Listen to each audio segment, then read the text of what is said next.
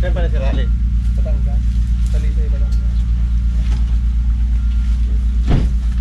Buburo kasi. Saan ipapatanong? Hindi ko pa arang Sir Boy kasi. Ano ba po yung mga punla? Sa tribo. Yan, pwede doon sa loob na. Hindi lang ni anak. Ayo. Tatanim. May mga ano doon, may mga hayop. May mga tanong naman ba? May mga tanong naman. Para kantira, para kantira. 2020 yung sa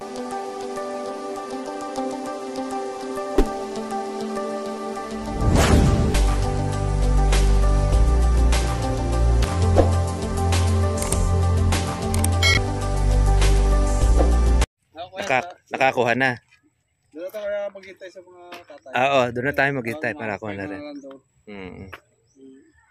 Oh. Ayan yung variegated na kalamansi. Ito yung pag nagbunga siya parang bilon. Ayan.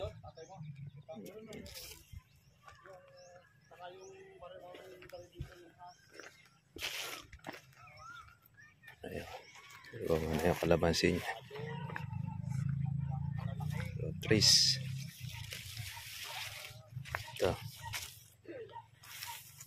Ito yung variegated. Pan-display lang ito. Pero maasim din ang lasa na ito mga katribya. Yung variegated na kalamansi. Yan. Sa harapan ng bahay, maganda ito. Akala mo siya halaman. Pero pwede siyang ipang-asim. Pagka tayo ay magkuha ng isda o kaya adobo. Ayan. Yan ang... Sa Amerika, unang nakakakita nito. Pero dito meron na ngayon. Kala mo siya yung milon, mga katribya. Yung variegated.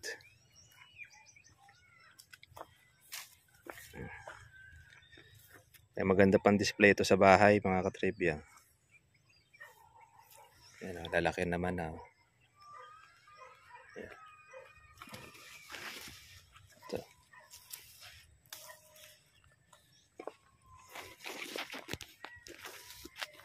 Yan nga, oh. Kalamansi rin siya. Oh. Sigurado yung asim niya. Yun din. Nagkaiba lang siya doon po sa kanyang balat tsaka doon sa kanyang dahon. Yan, ihalo na kasi siya ng kumbaga ginalo na po ito ng mga matatalino, mga nakarunungan na. Variegated ang tawag nila riyan.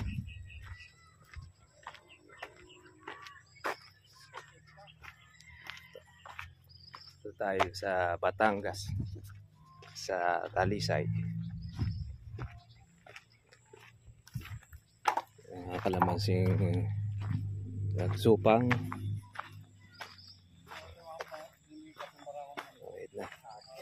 Ay siya. Bumili nga kami doon sa Lipay, yung ito yung kuha natin. Lipa.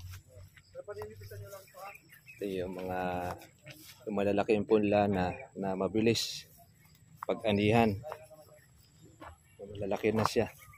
Ang ganitong size, Tapos super huya. mga ilang buwan lang pwede ng pag-harvestan. Kaya ito inaalagaan din ito mga katribya. Yung mga nagpupunla. Yan ang kuha niyan. Merong guwapol, bayabas, sambugsari.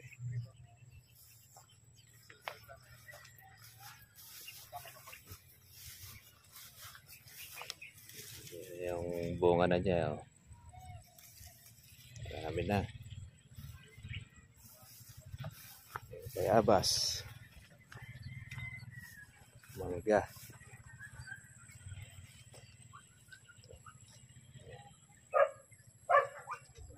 Sambugsari mangga ito. Merong mandar, merong sweet catimon, may mango, merong atis. Pasama po yung ating subscriber po doon sa kay Tatay Enteng. Kaya sinamahan po natin siya dito sa Talisay, Batangas. Down na tayo doon.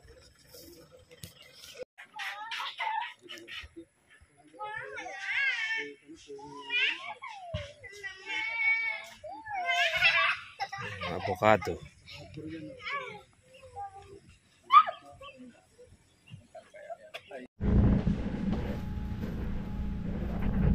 Good morning po sa inyo mga ka-trivia at po sa aking YouTube channel. Dito po tayo sa Naga City para po yung ating punlang kalamansi ng ating subscriber.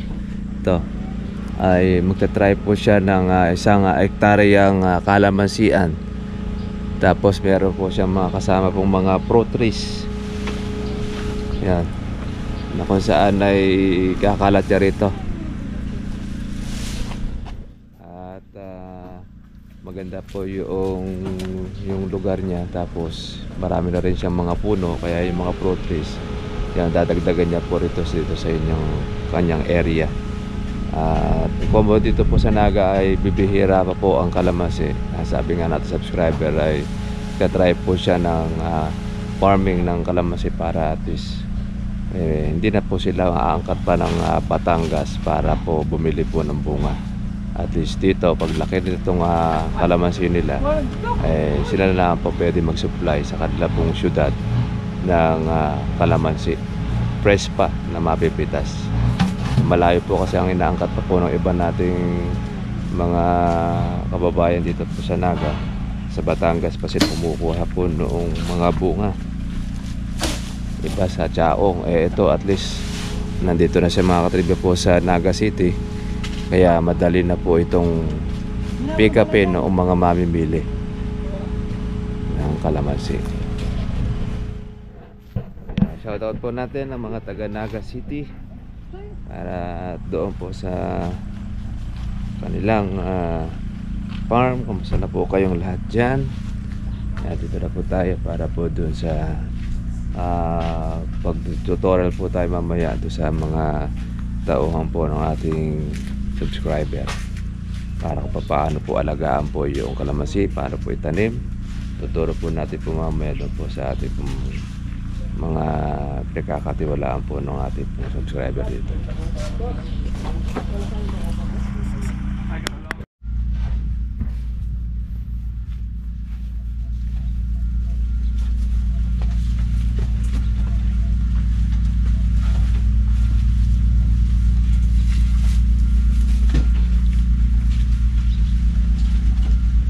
Saan pa na si Raleigh? Batangas. Talisay, Batangas.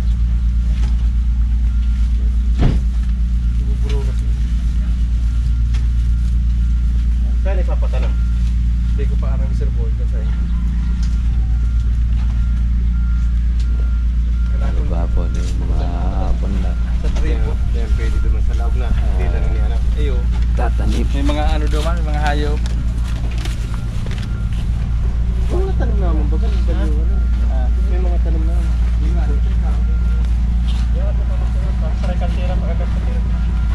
2020 yung salansan para madaling bilangin.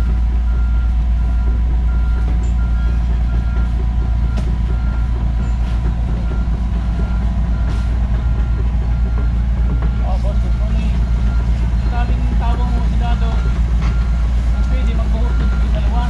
Hindi mo. Hindi mo. Kailangan na lang.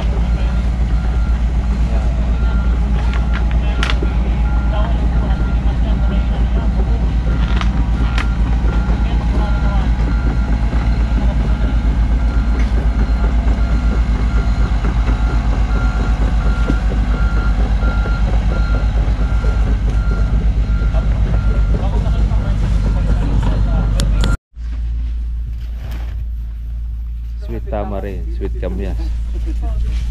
Igot talaga kaya sa'yo na lang. Namit baling-bing ang iba. Igot yung Kapitan Mare. Tayo, hindi na tayo. 5-5 lang, ano? 5-5. 5-5 lang siguro. Sweet tamarind.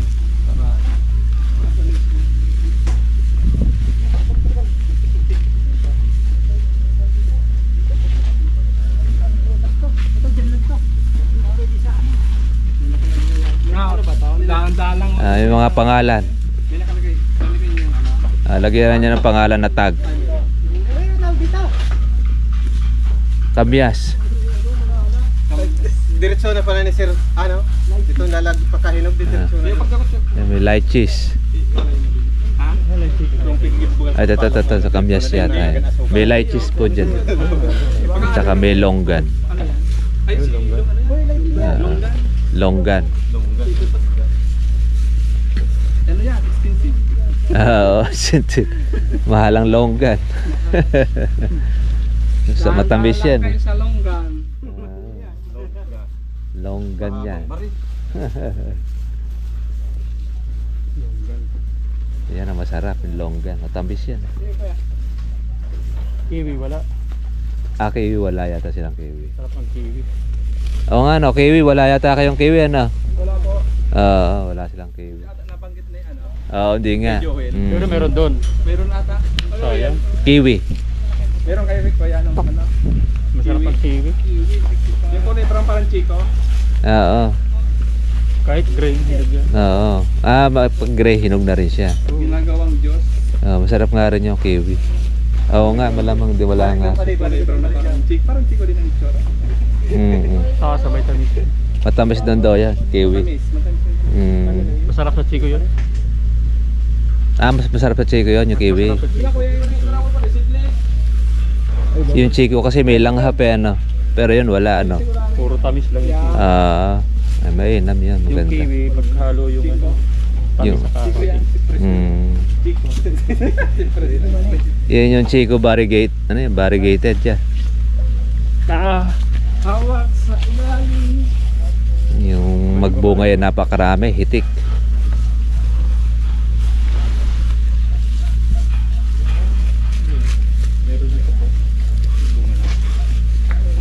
Ayan, magbubunga na yan pagkakawan na. Yung chico.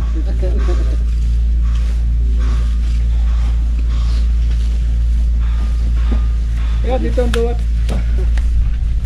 Kasi yan ako sa duwat.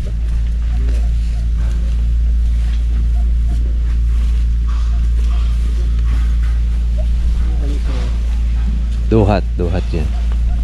Yung imported, yung malalaki. Duhat. Yan ang maganda sa sakit sa bato. Wala ka naman namin ng duwat na. Underfish. Yan ang ubas ng Pilipinas duhat.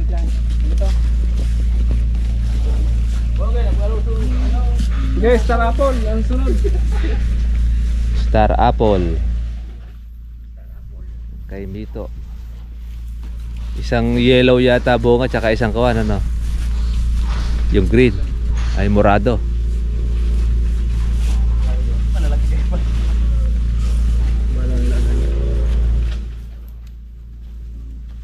Gawin na lang ito isang linya. Yung limang yan o. Gawin mo na lang isang linya yan para may space pa. Yan yan. Kapag ano mo sa linya. Natutumba ka sir. Ha? Natutumba. May space kayo, maka-space yan. Para magsisigsiga na sila. Makakalatan lahat yan. Pag malalaki ang uwang. Natutumba yan. Pag humangin. Dinangin.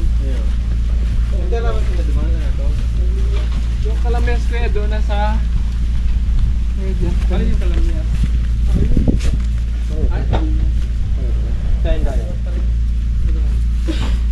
Kaya doon niya kuya. Isang malaking plastic na yan. Wala may panggusto. Nakababa na po yung mga fruit trees. Saka yung mga kalamansi. Handa na ito para sa ecotourism ni Sir. Mayroong rambutan, durian. Yan, marami-rami yung durian niya. Doon ako yan siguro. Mayroong duhat na malalaki. May lichis, mayroong lichis at saka longgan. Meron siyang avocado. Ayan. Ito, yung variegated na kuha nito. Chico, variegated. Merong kamyas. Merong ito kay may itong malalaki. May yellow yan. A variety. Siguro avocado. Ito naman yung manggang king tsaka queen. Merong guapol. Guapol siya. Meron siya